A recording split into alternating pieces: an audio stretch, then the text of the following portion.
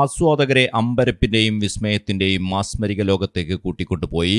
ഏറിസ് കലാനിലയത്തിന്റെ രക്തരക്ഷസ് നാടകം കോട്ടക്കൽ പറമ്പിലങ്ങാടിയിലെത്തി. ശബ്ദവിന്യാസത്തിലും ദൃശ്യാവിഷ്കാരത്തിലും വേറിട്ട അനുഭവം സമ്മാനിച്ച നാടകത്തിന് മികച്ച പ്രതികരണമാണ് ലഭിച്ചുകൊണ്ടിരിക്കുന്നത്.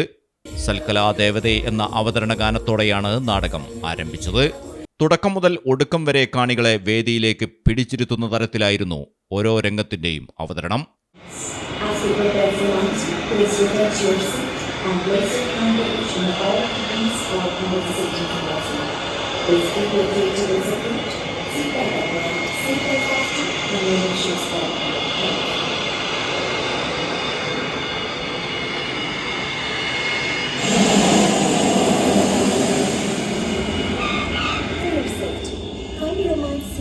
And fasten your seatbelt until the seatbelt sign is switched off. On behalf of Captain Rahul Srivastava and the crew, we thank. തലയ്ക്ക് മുകളിലൂടെ വിമാനം വേദിയിലേക്ക് എത്തുന്നതും അതിൽ നിന്ന് യാത്രക്കാർ ഇറങ്ങുന്നതും കാർ സ്റ്റേജിലൂടെ ചീറിപ്പാഞ്ഞെത്തുന്നതും കാട്ടിനുള്ളിലെ ബംഗ്ലാവുമെല്ലാം കാണികൾക്ക് വിസ്മയ കാഴ്ചയായി.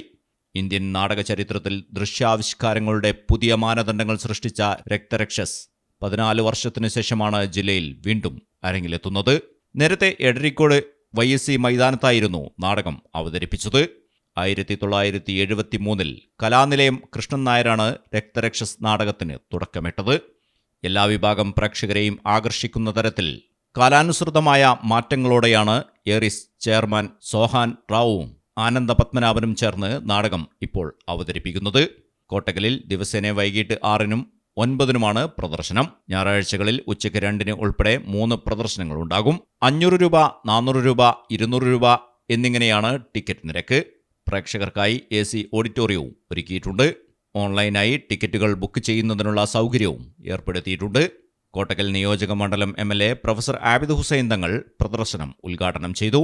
നഗരസഭാ ഉപാധ്യക്ഷ പാറോളി റംല, കൗൺസിലർ മറിയം ബീരാൻ, T കബീർ, കോട്ടക്കൽ മുരളി, അനന്തപത്മനാഭൻ തുടങ്ങിയവർ ചടങ്ങിൽ പങ്കെടുത്തു. News bureau, Kottakkal.